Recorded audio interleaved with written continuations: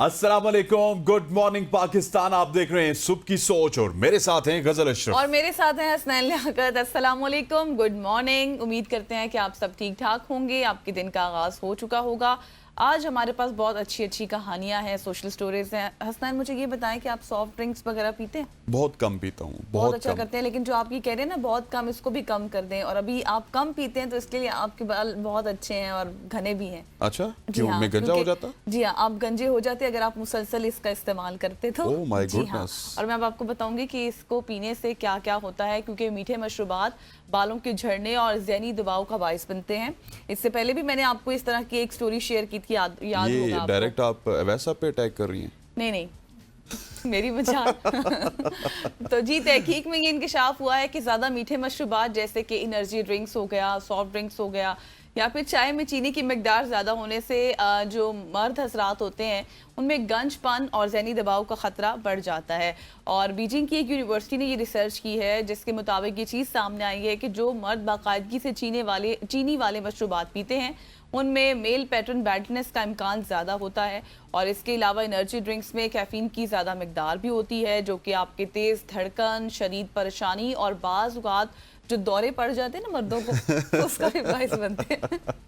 और मायरीन जो सेहत है उनका ये भी कहना है कि मर्दों को अपनी खुराक में उन मशरूबात की मिकदार को महदूद रखना चाहिए ताकि बालों की सेहत और मजमूई जो आपकी जिस्मानी और ज़हनी फिटनेस है वो बरकरार रहे। बिल्कुल ऐसी है। इससे पहले कि आपको कोई गंजपन के हवाले से और मशवरा दे, गजल के मशवरे के ऊपर अमल कीजिए और आप कोल्ड ड्रिंक से छुटकारा हासिल कीजिए। और उसके बाद हमारे कल्चर में सबसे ज्यादा प्रिवेल करती है चाय, वो भी चीनी से भरपूर। जब तक आप किसी अच्छे रेस्टोरेंट में नहीं जाएंगे चाय पीने वाले में और वहाँ पे डालना चीनी की चमचे, अगर चीनी कम हो तो उसके ऊपर आप 2 चम्मच और डालते हैं, उसके बाद होता क्या है, आप गंजे हो जाते हैं, आपको पीआरपी करवानी पड़ती है, आपको डॉक्टर्स के चक्कर काटने पड़ते हैं और फिर आप यही कहते हो मेरी जवानी में मेरे बाल बहुत अच्छे थे, पता नहीं कहाँ से जड़ गए।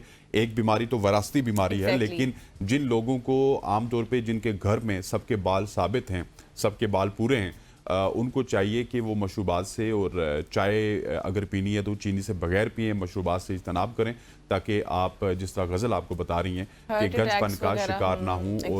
और भी बहुत सारी बीमारियां हैं जो कि इन मशरूबात से आपको लाक होती हैं। ख़वातीन व हज़रात, आगे बढ़ते हुए गंजपन के बाद एक और बड़ी इंटरेस्टिंग स्टोरी है। एक ऐसी स्टोरी गजल कि आप हैरान हो जाएंगे। गजल पहले ही हंसना स्टार्ट होगी। इनको पता है कि मैं क्या बयान कर रहा हूँ। वैसे आजकल जो शादियों का रवाज बहुत ज्यादा है और शादियां बाकायदा से मैरिज हॉल में होती हैं, लेकिन कभी आपने सुना कि मुर्गा और मुर्गी की शादी भी मैरिज हॉल में हो सकती है? ये मेरे लिए एक बहुत ही अनोखी सी शादी है। ये दुनिया में किसी और जगह पे नहीं हुई गजल, ये पाकिस्तान में लाहौर में हुई है। पाकिस्तान में लाहौर में हुई है। और मैं आपको ये बता दूं कि जिस तरह मेरे लिए ये अनोखी सी खबर है, ये सबके लिए अनोखी सी खबर है। सबके लिए अनोखी खबर है, एग्जैक्टली जी। अच्छा, ये लाहौर में हुई अनोखी शादी, मुर्गा मुर्गी की शाहाना तकरीब। लाहौर में एक ऐसी शादी मुनक्किद हुई जिसमें मकामी लोगों समेत गैर मुल्कियों को भी हैरान कर दिया।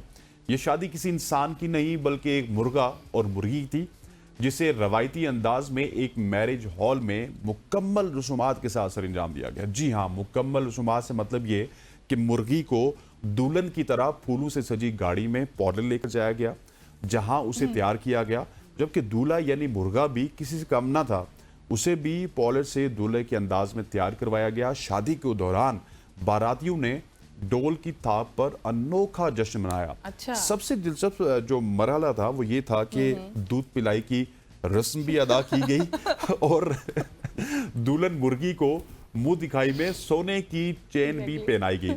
आखिर में इन दोनों को एक सजे हुए पिंजरे में छोड़ दिया गया, जहां से उनकी रुखसती का अमल। अच्छा, मैं आपको वैसे एक मजे का सवाल है, एक मतलब कोई खास वो नहीं कि इन्हीं मुर्गा मुर्गी को कहीं एंड में ज़िबा करके खा तो नहीं?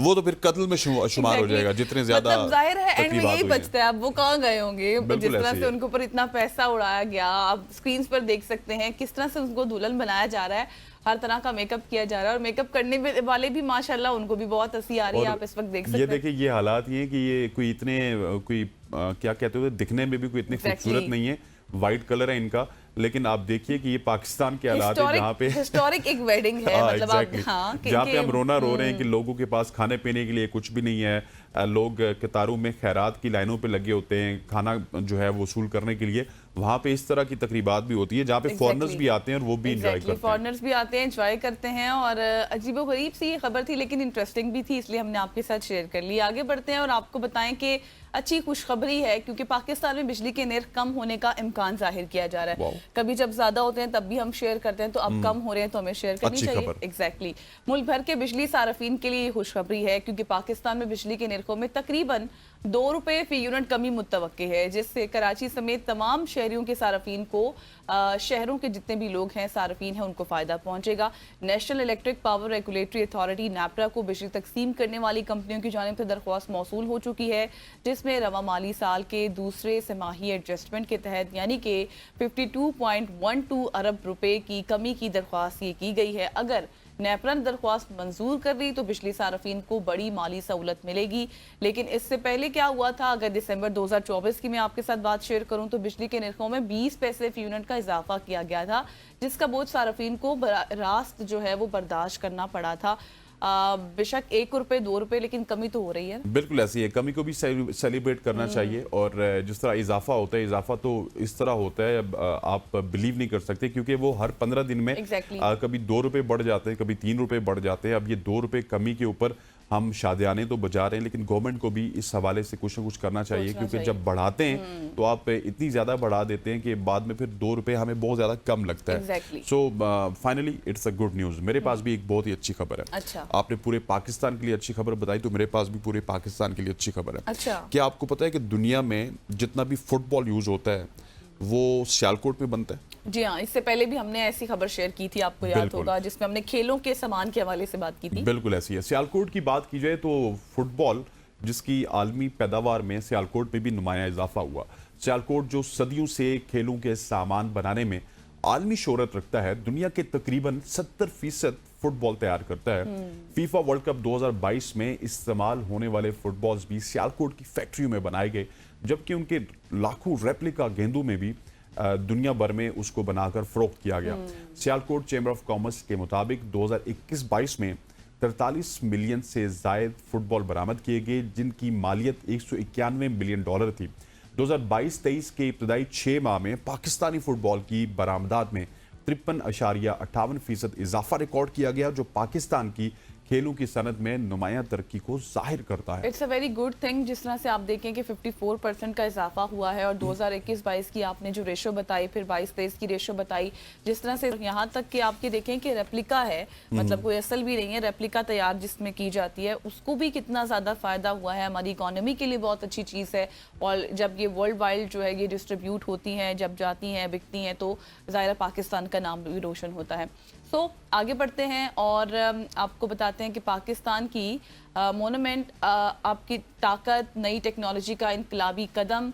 तसव्वुर करें आप कि आप चलते फिरते अपने मोबाइल फोन को चार्ज कर रहे हो, ये एक नई टेक्नोलॉजी सामने आई है। अच्छा, मतलब हम जाते जाते मोबाइल फोन भी चार्ज होंगे? एग्जैक्टली। आप रनिंग कर रहे हैं, आप मूवमेंट कर रहे हैं अपने हाथों की, जैसे अभी आप बैठे हुए हैं, कुछ भी कर रहे हैं, तो आप ये तसव्वुर करें कि कोई भी आपके पास डिवाइस है वो आपकी चार्ज हो जाएगी। ये घड़ी तो मेरी चार्ज होती है, मेरी मूवमेंट पे चार्ज होती है। एग्जैक्टली। तो बस फिर इस तरह मेरी रिस्ट मूवमेंट होती है इतनी घड़ी चार्ज होती है। ये अब आपकी ना मजीद टेक्नोलॉजी मजीद भी बढ़ रही है जो लोगों तक पहुंचाई जाएगी।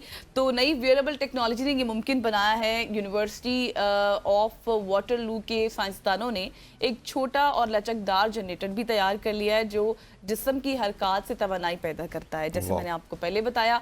और यानी कि आप जब भी चलेंगे या फिर आप कुछ टाइप करेंगे या फिर आप रनिंग करेंगे, आप भागेंगे, कुछ भी, तो आपका फ़ोन चार्ज होता रहेगा। इसी तरह यूनिवर्सिटी ऑफ कोलोराडो बोल्डर की जानिब से भी साइंसदानों ने एक ऐसी ही डिवाइस बनाई है जो जिस्मानी हरारत को बिजली में तब्दील करती है, और ये वेयरेबल डिवाइस अंगूठी या ब्रेसलेट की शक्ल में पहनी जा सकती है और जिस्म के अंदरूनी दर्जा हरारत से तवानाई हासिल करके इलेक्ट्रॉनिक्स को चलाया जा सकता है, यानी उनको चार्ज किया जा सकता है। और ये टेक्नोलॉजी मुस्तकबिल में आम बैटरियों की ज़रूरत ख़त्म कर सकती है, जिससे रोज़मर्रा ज़िंदगी में एक बड़ी आसानियाँ भी पैदा हो जाएगी। वाह जी, ये एक बहुत ही अच्छी खबर है क्योंकि टेक्नोलॉजी दुनिया में सरायत कर चुकी है और इस तरह की टेक्नोलॉजी एकदम से पूरी दुनिया में छा भी जाती है। आप देखिए कि आज एग्जैक्टली आज से कुछ अर्सा पहले गजल अगर बात करें सोलर टेक्नोलॉजी की, Exactly. हम सिर्फ सुना करते थे, लेकिन आप आज देखेंगे हर घर में, हर इस्लामाबाद, ऑफिस में, पेशावर, लाहौर, किसी भी ऑफिस में देखेंगे या लोगों के घरों में देखेंगे तो ऊपर सोलर पैनल लगे Solar हुए लगे हैं। सो होंगे। आजकल जिस भी टेक्नोलॉजी का हम जिक्र करते हैं तो वो कुछ अरसे में मार्केट में होती है और ये एक बहुत ही अच्छा इकदाम है। और अब आप अपना मोबाइल फ़ोन चलते फिरते चार्ज कर लेंगे। जिस तरह से आप रिस्ट वॉच आपकी चार्ज होती है, इसी तरह से आपकी जितनी भी हरकत और सकनात हैं उनसे आपका मोबाइल फ़ोन भी चार्ज हो सकता है।